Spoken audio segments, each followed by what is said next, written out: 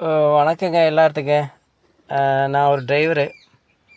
தங்கத்தின் விலை வந்து பல மடங்கு ஏறிடுச்சு. 7,000மாக இன்றைக்கி ஒரே நாளில் உயர்ந்திருக்குது.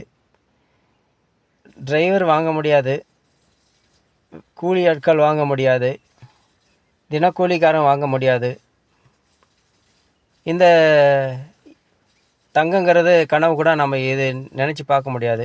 யார் வாங்குவாங்கன்னா, இந்த மக்கள் வரி பணத்தை கொள்ளையடித்து பொய் பேசி ஃப்ராடு பண்ணி பித்தலாட்டம் பண்ணி வாங்குறான் சம்பாதிக்கான் பாரு காசை, அவன் தான் இந்த தங்கத்தை வாங்குவான்.